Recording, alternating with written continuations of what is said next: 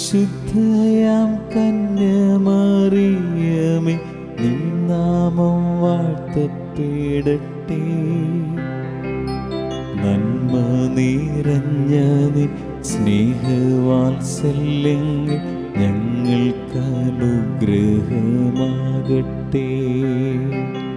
നിത്യവിശുദ്ധയാം കന്യമറിയമേ, നിൻ നാമം വാഴ്ത്തപ്പെടട്ടെ. നന്മ നിറഞ്ഞ നിൻ സ്നേഹവാത്സല്യങ്ങൾ ഞങ്ങൾക്ക് അനുഗ്രഹമാകട്ടെ. ദുഃഖിതർ ഞങ്ങൾക്കായി വാഗ്ദാനം കിട്ടിയ സ്വർഗകവാടത്തിൻ മുൻപിൽ, ദുഃഖിതർ ഞങ്ങൾക്കായി വാഗ്ദാനം കിട്ടിയ സ്വർഗകവാടത്തിൻ മുൻപിൽ, മുൾമൂടി ചൂടി കുരിശും ചുമന്നീത മുട്ടി വിളിക്കുന്നു ഞങ്ങൾ ഇന്നും. മുട്ടി വിളിക്കുന്നു ഞങ്ങൾ. നിത്യവിശുദ്ധയാം കന്യമറിയമേ, നിൻ നാമം വാഴ്ത്തപ്പെടട്ടെ. നന്മ നിറഞ്ഞ നിൻ സ്നേഹവാത്സല്യങ്ങൾ ഞങ്ങൾക്ക് അനുഗ്രഹമാകട്ടെ. ഞങ്ങൾക്ക് അനുഗ്രഹമാകട്ടെ. പിതാവിൻ്റെയും പുത്രൻ്റെയും പരിശുദ്ധാത്മാവിൻ്റെയും നാമത്തിൽ ആമേൻ. കർത്താവിന്റെ മാലാഖ പരിശുദ്ധ മറിയത്തോട് വചിച്ചു, പരിശുദ്ധാത്മാവിനാൽ മറിയം ഗർഭം ധരിച്ചു. നന്മ നിറഞ്ഞ മറിയമേ സ്വസ്തി, കർത്താവ് അങ്ങയോട് കൂടെ സ്ത്രീകളിൽ അങ്ങ് അനുഗ്രഹിക്കപ്പെട്ടവളാകുന്നു. അങ്ങയുടെ ഉദരത്തിൻ ഫലമായി ഈശോ അനുഗ്രഹിക്കപ്പെട്ടവനാകുന്നു. പരിശുദ്ധ മറിയമേ തമ്പുരാൻ്റെ അമ്മേ, പാപികളാ ഞങ്ങൾക്ക് വേണ്ടി ഇപ്പോഴും ഞങ്ങളുടെ മരണസമയത്തും തമ്പുരാനോട് അപേക്ഷിക്കണമേ. ആമേൻ. ഇതാ കർത്താവിൻ്റെ ദാസി, നിന്റെ വചനം പോലെ എന്നിലാകട്ടെ. നന്മ നിറഞ്ഞ മറിയമേ സ്വസ്തി, കർത്താവ് അങ്ങയോട് കൂടെ സ്ത്രീകളിൽ അങ്ങ് അനുഗ്രഹിക്കപ്പെട്ടവളാകുന്നു. അങ്ങയുടെ ഉദരത്തിൻ ഫലമായി ഈശോ അനുഗ്രഹിക്കപ്പെട്ടവനാകുന്നു. പരിശുദ്ധ മറിയമേ തമ്പുരാന്റെ അമ്മേ, പാപികളായ ഞങ്ങൾക്ക് വേണ്ടി ഇപ്പോഴും ഞങ്ങളുടെ മരണസമയത്തും തമ്പുരാനോട് അപേക്ഷിക്കണമേ. ആമേൻ. വചനം മാംസമായി നമ്മുടെ ഇടയിൽ വസിച്ചു. നന്മ നിറഞ്ഞ മറിയമേ സ്വസ്തി, കർത്താവ് അങ്ങയോട് കൂടെ സ്ത്രീകളിൽ അങ്ങ് അനുഗ്രഹിക്കപ്പെട്ടവളാകുന്നു. അങ്ങയുടെ ഉദരത്തിൻ ഫലമായി ഈശോ അനുഗ്രഹിക്കപ്പെട്ടവനാകുന്നു. പരിശുദ്ധ മറിയമേ തമ്പുരാൻ്റെ അമ്മേ, പാപികളാ ഞങ്ങൾക്ക് വേണ്ടി ഇപ്പോഴും ഞങ്ങളുടെ മരണസമയത്തും തമ്പുരാനോട് അപേക്ഷിക്കണമേ. ആമേൻ. ഈശോ മിശിഹായുടെ വാഗ്ദാനങ്ങൾക്ക് ഞങ്ങളെ യോഗ്യരാകുവാൻ സർവേശ്വരൻ്റെ പരിശുദ്ധ മാതാവേ, ഞങ്ങൾക്ക് വേണ്ടി അപേക്ഷിക്കണമേ. പ്രാർത്ഥിക്കാം.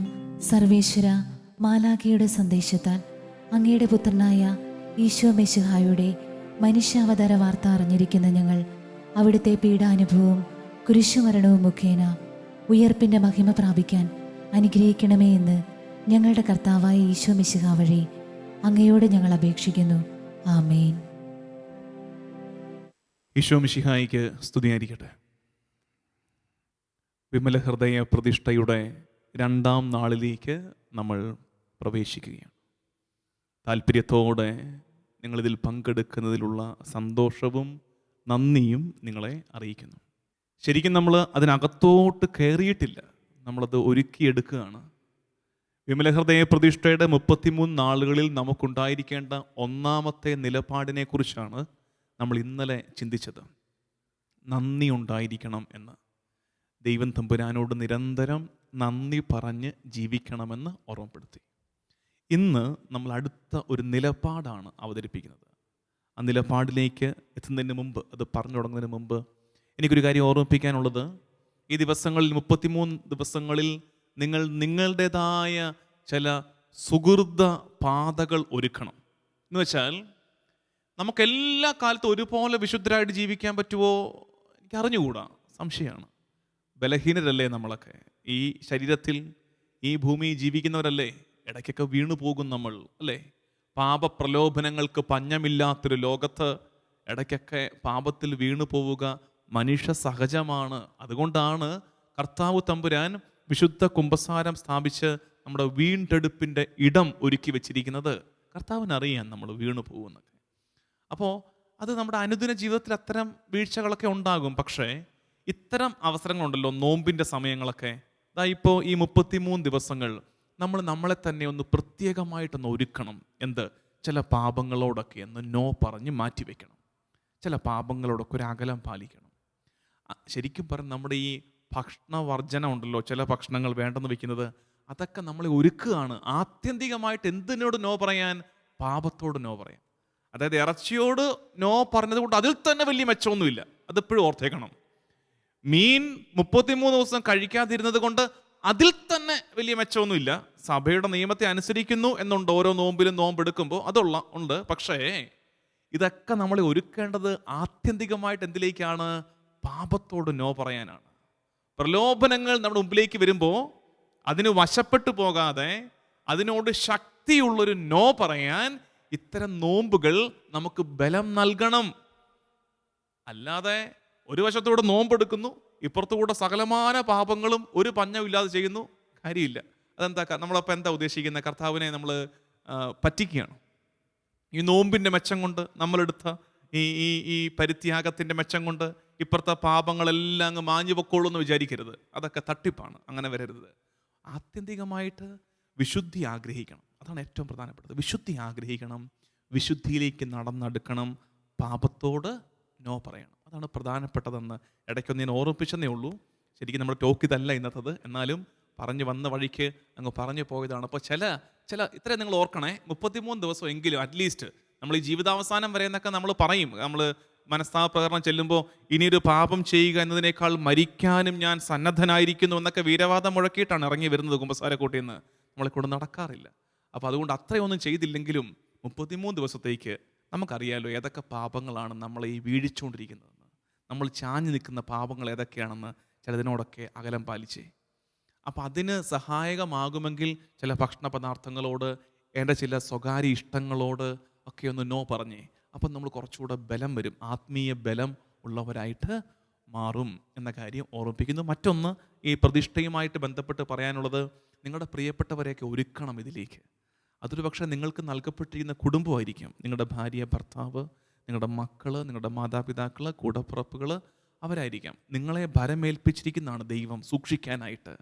കാര്യസ്ഥരായിട്ട് നിങ്ങളെ അയച്ചതാണ് വീട്ടിലേക്ക്, ഇവരെയൊക്കെ നോക്കിക്കോണമെന്ന് പറഞ്ഞ്. ആരും നമ്മുടെ സ്വന്തമല്ല, നമ്മൾ സൂക്ഷിപ്പുകാരാണ്. അപ്പോൾ അവരെ കൂടെ ഈ ശുശ്രൂഷയിലേക്ക് ഒരുക്കണം. അതാണ് നമുക്ക് ചെയ്യാൻ പറ്റുന്ന പ്രേക്ഷിത പ്രവർത്തനം. അല്ലെങ്കിൽ നമ്മുടെ അയൽപക്കക്കാർ, നമ്മുടെ സുഹൃത്തുക്കൾ, അവരെ കൂടെയൊക്കെ ഈ ശുശ്രൂഷയിലേക്ക് ഉൾപ്പെടുത്താൻ നിങ്ങൾക്ക് ശ്രദ്ധയുണ്ടാകണമെന്ന് ഓർമ്മിപ്പിക്കുകയായിരുന്നു. ഇനി നമുക്ക് ഇന്നത്തെ ധ്യാനത്തിലേക്ക് വരാം. ഇന്നത്തെ ധ്യാനം ഒരു രംഗമാണ്. അതായത് ഈശോയെ 12-ാം വയസ്സിൽ ദേവാലയത്തിൽ കാണാതെ പോകുന്നു.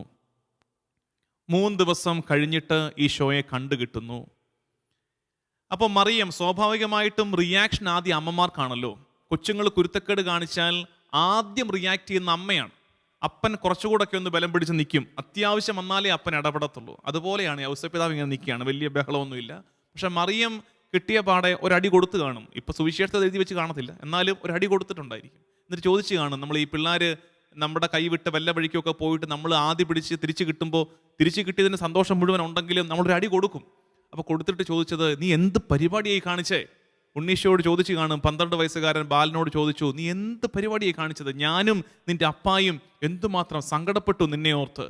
അപ്പോൾ ഈശോയുടെ മറുപടി, ഞാൻ എൻ്റെ പിതാവിൻ്റെ കാര്യങ്ങളിൽ വ്യാപൃതനാകണ്ടേ, ഞാൻ എൻ്റെ പിതാവിൻ്റെ കാര്യങ്ങളിൽ വ്യാപൃതനാകണ്ടേ. മറിയത്തിന് അധികമൊന്നും മനസ്സിലായിട്ടുണ്ടാകാൻ വഴിയില്ല. എടാ, പിതാവല്ലേ ഈ നിൽക്കുന്നേ, പിതാവല്ലേ ഈ നിൽക്കുന്നിട്ട് പിതാവിൻ്റെ കാര്യങ്ങൾ വ്യാപൃതനാകേണ്ടത് പറഞ്ഞ് നീ പള്ളി കുത്തിയിരുന്ന് അങ്ങനെ ശരിയാകുന്നത്? ഒത്തിരി ഒന്നും മനസ്സിലായി കാണത്തില്ല. പക്ഷെ എന്തൊക്കെയോ പൊട്ടും പൊടിയും കിട്ടി മറിയത്തിന്. ആ കിട്ടിയത് കൊണ്ട് അവൾ അങ്ങ് തൃപ്തിപ്പെട്ടു. ഇനി ചോദ്യമില്ല, ഇനി പരിഭവങ്ങളില്ല, ഇനി പരാതിയില്ല.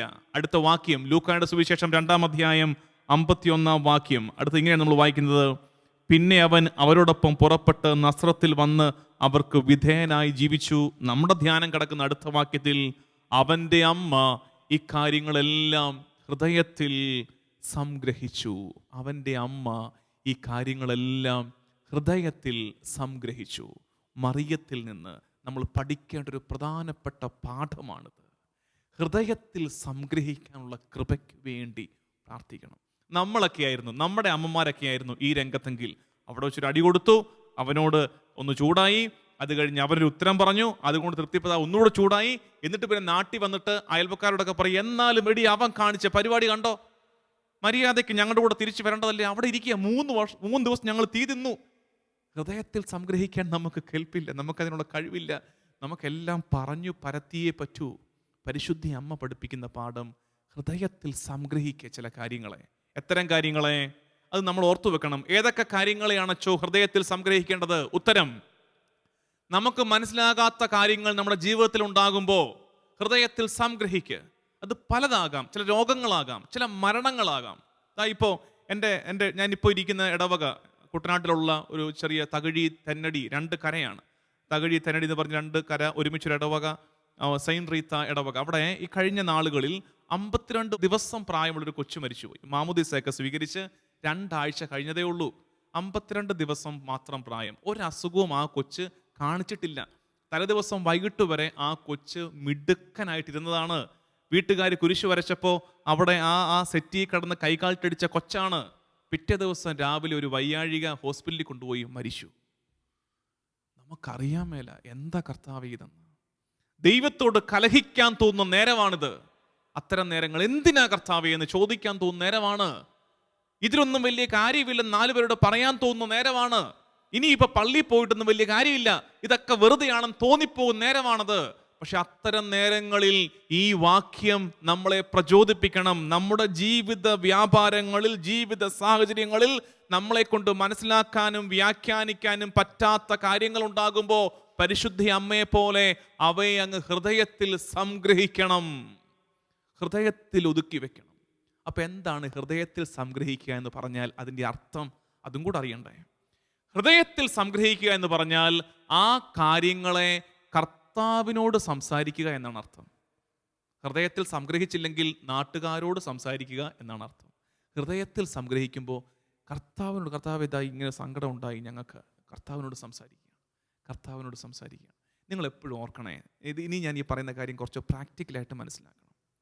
ദയവ് ചെയ്ത് നിങ്ങളുടെ സങ്കടങ്ങൾ എല്ലാവരോടും പറയാൻ പോകണ്ട. ചിലരുണ്ട് വ്യാകുല മാതാവിനെ പോലെയാണ് എപ്പോഴും ഇരിക്കുന്നത്. സങ്കടം മാത്രമേ ഉള്ളൂ. അവരാരെ കിട്ടിയാലും അവർ തോളത്തേക്ക് അങ്ങ് ചാരും, സങ്കടങ്ങളുടെ കെട്ടഴിക്കാൻ തുടങ്ങും. Don't do that. കാരണം ഉണ്ടല്ലോ, നിങ്ങളുടെ സങ്കടം നിങ്ങളുടെ മാത്രം സങ്കടമാണ്. എപ്പോഴും ഓർത്തു വെക്കണം, നിങ്ങളുടെ സങ്കടങ്ങൾ നിങ്ങളുടെ മാത്രം സങ്കടങ്ങളാണ്. നിങ്ങൾ കണ്ണു നിറഞ്ഞും മൂക്ക് പിഴിഞ്ഞും പറയുന്ന കാര്യങ്ങൾ കേൾക്കുന്നവര് അയ്യോ ഷോ എന്നൊക്കെ പറഞ്ഞ് ബാക്ക്ഗ്രൗണ്ട് മ്യൂസിക് ഇട്ട് തരുമെങ്കിലും അതൊന്നും അവരുടെ സങ്കടങ്ങളല്ല. അവർ കേൾവിക്കാരാണ് അതിനെല്ലാം. വെറുതെ എന്തിനാണ് നമ്മുടെ സങ്കടങ്ങളൊക്കെ എല്ലാവരോടും ഈ പറയുന്നത്? നമ്മുടെ സങ്കടങ്ങളെ, നമ്മുടെ പരിഭവങ്ങളെ, നമ്മുടെ ആശങ്കകളെ എന്ത് ചെയ്യണം? നമ്മൾ ഹൃദയത്തിൽ സംഗ്രഹിക്കണം. ഹൃദയത്തിൽ സംഗ്രഹിക്കുക എന്ന് വെച്ചാൽ എന്താണ്? ആ സങ്കടങ്ങളെ ആരോട് സംസാരിക്കുന്നു? ഈശോയോട് സംസാരിക്കുന്നു. അപ്പം അതിലൊരു ധ്യാനമുണ്ട്.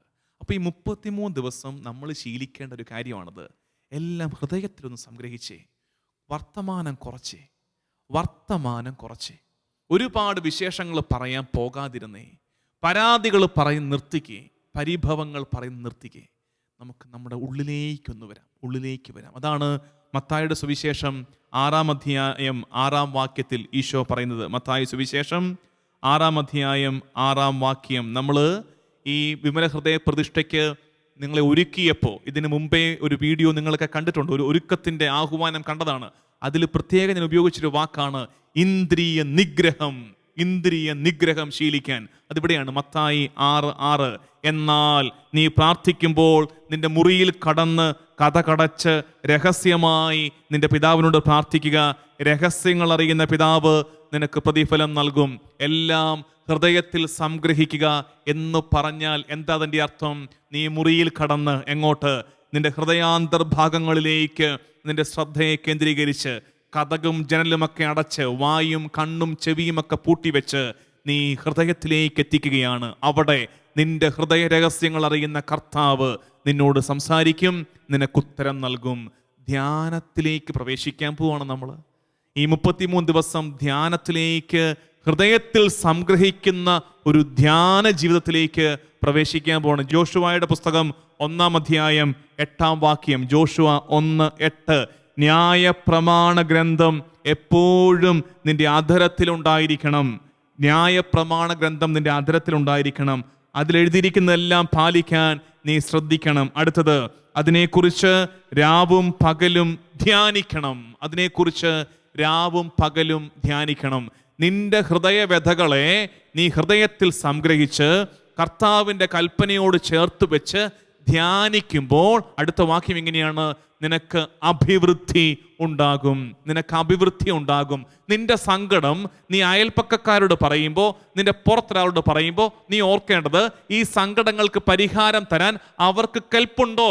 അവർ കേൾക്കാനല്ലേ കെൽപ്പുള്ളൂ. അപ്പോൾ ഇതാരോട് പറയണം? ഈ സങ്കടങ്ങൾക്ക് പരിഹാരം തരാൻ കെൽപ്പുള്ളവനോട് വേണ്ടേ സങ്കടങ്ങൾ പറയാൻ? അവനോട് വേണ്ടേ പരാതി പറയാൻ?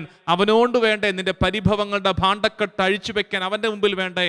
അതുകൊണ്ട് ഇന്ന് വിമല ഹൃദയ പ്രതിഷ്ഠ 2-ാം നാൾ നമുക്കുള്ള ധ്യാനം എല്ലാം ഹൃദയത്തിൽ സംഗ്രഹിക്കാം.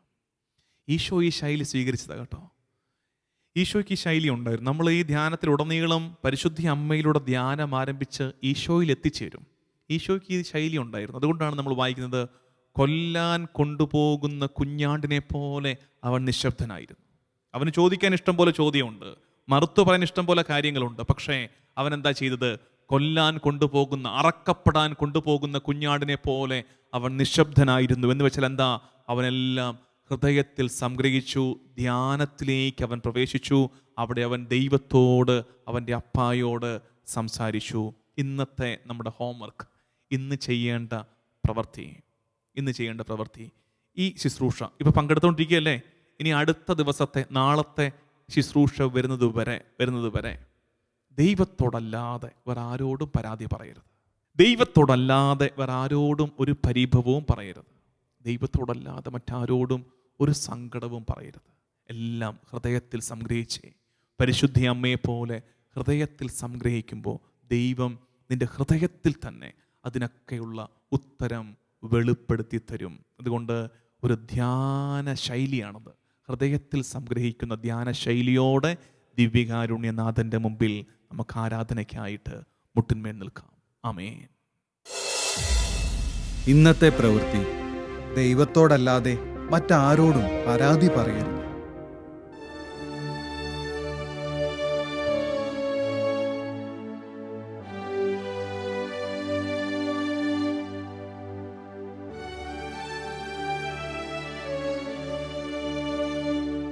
അങ്ങേപ്പോലെൻ ദൈവമേ ആരുള്ളി ലോകേ, അങ്ങേലല്ലാതെ വേറെയില്ലെന്നാശ്രയം.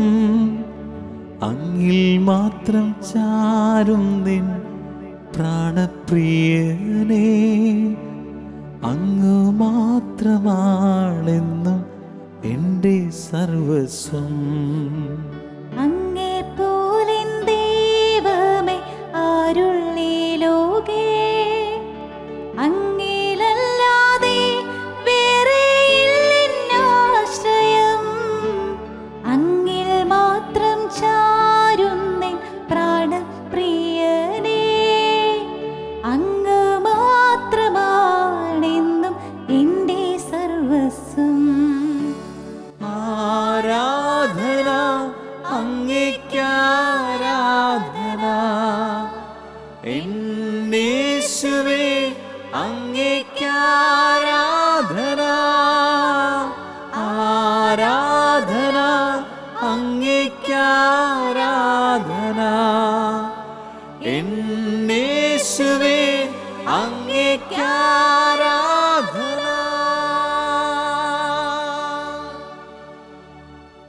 ഈശോയെ, നിന്നെ പോലെ എൻ്റെ ജീവിതത്തിൽ മറ്റാരുമില്ല കർത്താവേ.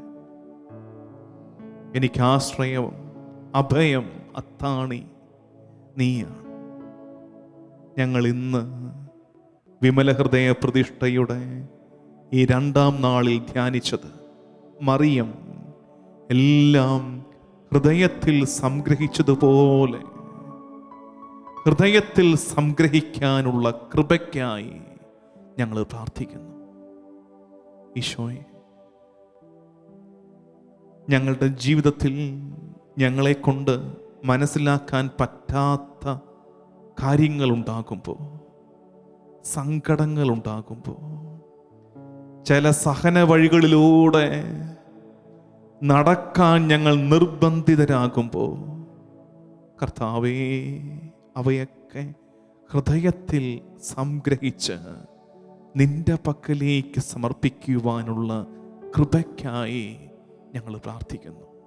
ഈശോയെ, ഞങ്ങൾ കേൾക്കുകയായിരുന്നു ഒരുപാട് പരാതികളും പരിഭവങ്ങളും സങ്കടങ്ങളുമൊക്കെ മറ്റുള്ളവരോട് പറയാതിരിക്കുക എന്ന്.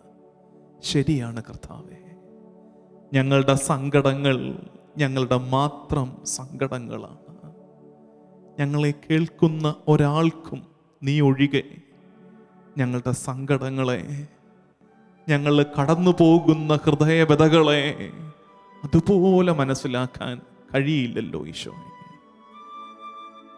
അത് തിരിച്ചറിഞ്ഞ് എല്ലാറ്റിനെയും ഹൃദയത്തിൽ സംഗ്രഹിച്ച് പ്രാർത്ഥിക്കാൻ ഉള്ള കൃപ ഞങ്ങൾക്ക് നൽകണമേ ഈശോയെ. പിറവി തൊട്ട് ഇന്നോളമുള്ള ജീവിതത്തിൽ ഇന്നും ഞങ്ങൾക്ക് വിശദീകരിക്കാനോ വ്യാഖ്യാനിക്കാനോ കഴിയാത്ത ഒട്ടനവധി സംഭവങ്ങൾ ഉണ്ടായിട്ടുണ്ട്. ഒരുപാട് ജീവിതാനുഭവങ്ങളുണ്ട്. ചിലതൊക്കെ കർത്താവേ, നിന്നോട് പിണങ്ങാനും കലഹിക്കാനുമുള്ള കാരണങ്ങളായിരുന്നു. എല്ലാം ശരിയായി ഒരു ക്രമത്തിൽ പോയിക്കൊണ്ടിരിക്കുമ്പോൾ പെട്ടെന്ന് ജീവിതത്തിൻ്റെ താളം തെറ്റുമ്പോൾ അതൊരു മരണമാകാം, ഒരു രോഗമാകാം, ഒരു സാമ്പത്തിക ഞെരുക്കമാകാം, ആരുടെയെങ്കിലുമൊക്കെ ഇടർച്ചയാകാം. കർത്താവേ, അത്തരം ക്രമം തെറ്റലുകൾ, താളപ്പിഴകൾ ജീവിതത്തിൽ ഉണ്ടാകുമ്പോൾ നിന്നെ നോക്കി ഞാൻ ചോദിച്ചു പോയിട്ടുണ്ട്, എന്തിനാണ് കർത്താവേ, എന്തിനാണ് ഇങ്ങനെ എന്ന് ചോദിച്ച നേരങ്ങളുണ്ട്. സഹനങ്ങളുടെ അർത്ഥമറിയാതെ കുഴങ്ങിപ്പോയ നേരങ്ങളുണ്ട് ഈശോയെ ജീവിതത്തിൽ. പ്രത്യേകിച്ച് തെറ്റൊന്നും ചെയ്യാത്തവര്, നീതിയോടെ ജീവിക്കുന്നവര് സഹനങ്ങളിലൂടെ കടന്നു പോകേണ്ടി വരുമ്പോ ഈശോ നിന്നെ നോക്കിയിട്ട് നീ എവിടെയാണെന്ന് ചോദിച്ചു പോയ നേരങ്ങളുണ്ടായിട്ടുണ്ട്. കർത്താവേ, അത്തരം അനുഭവങ്ങളിൽ, അത്തരം നേരങ്ങളിൽ പരിശുദ്ധ അമ്മ ഞങ്ങൾക്ക് മാതൃകയാണ്. ജീവിതത്തിൽ ഞങ്ങളെ കൊണ്ട് കൂട്ടിയാൽ കൂടാത്ത സംഭവങ്ങൾ ഉണ്ടാകുമ്പോൾ അവയൊക്കെ ഹൃദയത്തിൽ സംഗ്രഹിക്കാനുള്ള കൃപ ഈശോയെ, പരിശുദ്ധ അമ്മയുടെ ആ ശൈലിയുടെ പങ്ക് ഞങ്ങൾക്ക് നൽകണമേ. കർത്താവേ, ഞങ്ങൾ കേൾക്കുകയായിരുന്നു, ഹൃദയത്തിൽ സംഗ്രഹിക്കുക എന്നതിൻ്റെ അർത്ഥം കർത്താവിന് വിട്ടുകൊടുക്കുക എന്നു തന്നെയാണെന്ന്. ഹൃദയത്തിൽ സംഗ്രഹിക്കുക എന്ന് പറയുമ്പോൾ ആരോടും ഒന്നും പറയാതെ എല്ലാം ചങ്കിലൊളിപ്പിച്ച് വീർപ്പ് മുട്ടി ജീവിക്കുക എന്നല്ല, മറിച്ച് ഹൃദയത്തിൽ സംഗ്രഹിക്കുക എന്നാൽ കർത്താവേ, എല്ലാം നിനക്ക് വിട്ടുതരികയാണെന്ന് ഞങ്ങൾ തിരിച്ചറിയുകയായിരുന്നു. ഈശോയെ, ഞങ്ങളുടെ ജീവിതത്തിലുണ്ട് അങ്ങനെ വിട്ടുതരേണ്ട ഒരുപാട് ഏടുകളുണ്ട്. ഇപ്പോഴും പൊരുത്തപ്പെടാൻ കഴിയാത്ത ചില ഓർമ്മകളുണ്ട് കർത്താവേ. അവയെല്ലാം തിരുസന്നിധിയിലേക്ക് സമർപ്പിക്കുകയാണ് ഈശോയെ. കർത്താവേ, എൻ്റെ ഹൃദയത്തിൽ ഞാൻ സംഗ്രഹിച്ച എല്ലാത്തിലേക്കും നിന്റെ ഇടപെടൽ വരട്ടെ. കർത്താവേ, എൻ്റെ ഹൃദയത്തിൻ്റെ ആഴങ്ങളിലേക്ക്, ആത്മാവിൻ്റെ ആഴങ്ങളിലേക്ക് കർത്താവേ നിന്റെ ഇടപെടൽ ഉണ്ടാകട്ടെ. അങ്ങനെ നിന്റെ സാന്നിധ്യത്തെ ഈശോയെ, നിന്റെ ആശ്വസിപ്പിക്കുന്ന, സുഖപ്പെടുത്തുന്ന സൗമ്യ സാന്നിധ്യത്തെ കേവലം പെരിഫറലായിട്ട്, കർത്താവെ, കേവലം ബാഹ്യ പരതയിലല്ല, മറിച്ച് എൻ്റെ ആത്മാവിൽ നിന്റെ സാന്നിധ്യം അനുഭവിക്കുവാൻ, സങ്കടങ്ങളെ, സഹനത്തിൻ്റെ ഓർമ്മകളെ ഹൃദയത്തിൽ, ആത്മാവിൽ വിശുദ്ധീകരിച്ച് അവയൊക്കെ നിനക്ക് വിട്ടുതരുന്ന അനുഭവത്തിനായി കർത്താവേ ഞാൻ പ്രാർത്ഥിക്കുന്നു. ദൈവജനമേ, ഇപ്പോഴും ഓർക്കുമ്പോൾ മിഴി നിറയുന്ന അനുഭവങ്ങൾ ജീവിതത്തിൽ ഉണ്ടെങ്കിൽ അതാരുടെയെങ്കിലുമൊക്കെ വേർപാടാകാം, ചില സഹനങ്ങളുടെ ഓർമ്മകളാകാം, ഇപ്പോഴും കടന്നു പോകുന്ന സങ്കട വഴികളായിരിക്കാം. അവയൊക്കെ ഹൃദയത്തിൽ സംഗ്രഹിച്ചൊന്ന് പ്രാർത്ഥിച്ചേ. ഹൃദയത്തിൽ സംഗ്രഹിക്കുക എന്നാൽ കർത്താവിന് വിട്ടുകൊടുക്കുക എന്നു തന്നെ അർത്ഥം. മനസ്സിലാക്കാൻ കഴിയാത്ത, വിശദീകരിക്കാൻ കഴിയാത്ത എല്ലാ ജീവിതാനുഭവങ്ങളെയും കർത്താവിന് വിട്ടുകൊടുത്ത് നമുക്ക് പ്രാർത്ഥിക്കാം.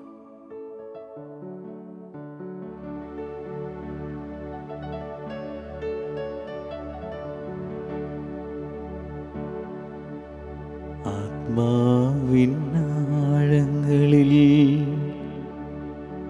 അറിഞ്ഞു നിൻ ദിവ്യസ്നേഹം, നിറഞ്ഞ തലോടലായി ഇന്നുമേശുവേ.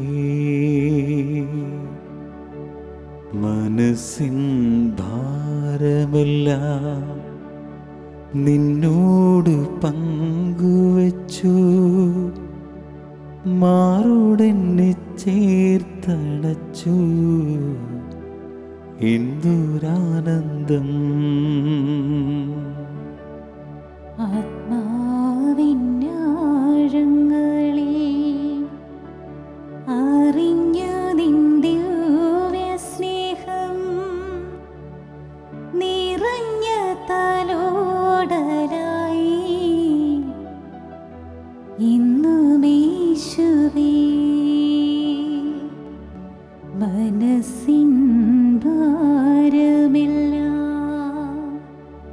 നിന്നോട് പങ്കുവച്ചു, മാറോടെന്നെ ചേർത്തണച്ചു, എന്തൊരാനന്ദം.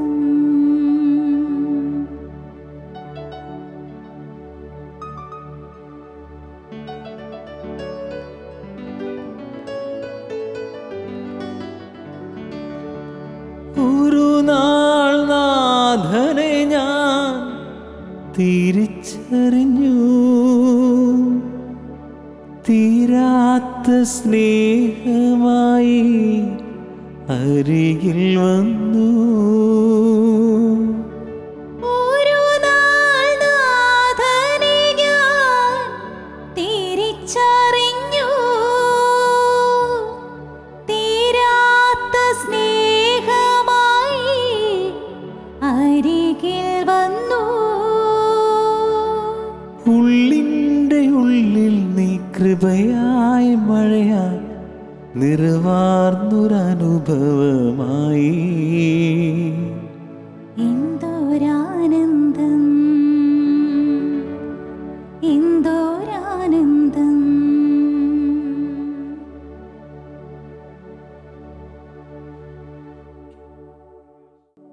ഈശോയെ, നിന്റെ ആശീർവാദം സ്വീകരിക്കുവാൻ ഞങ്ങൾ ഒരുങ്ങുമ്പോൾ ഞങ്ങൾ ഇന്ന് യാചിക്കുന്ന കൃപ എല്ലാം ഹൃദയത്തിൽ സംഗ്രഹിക്കാനുള്ള നിന്റെ അമ്മയുടെ കഴിവിൻ്റെ പങ്ക് ഞങ്ങൾക്ക് സമ്മാനിക്കണമേ.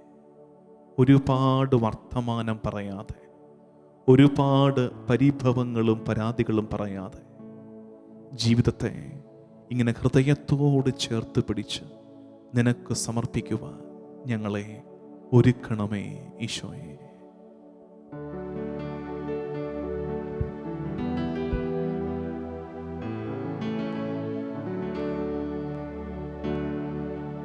ആരാധന അങ്ങേക്കാരാധന, എന്നേശുവേ അങ്ങേക്കാരാധന.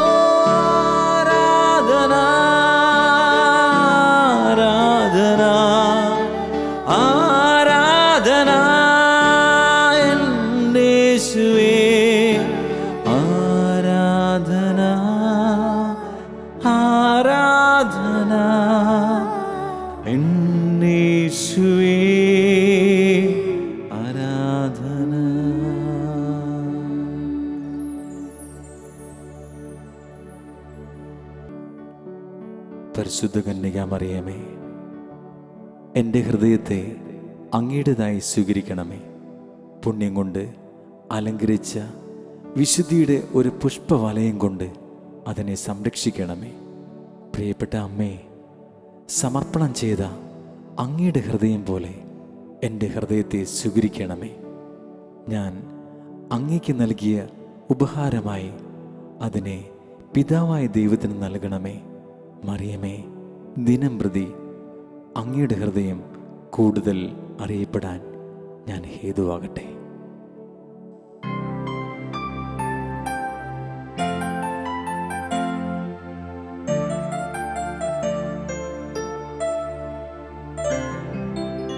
നിത്യവിശുദ്ധയാം കന്യമറിയമേ, നിൻ നാമം വാഴ്ത്തപ്പെടട്ടെ.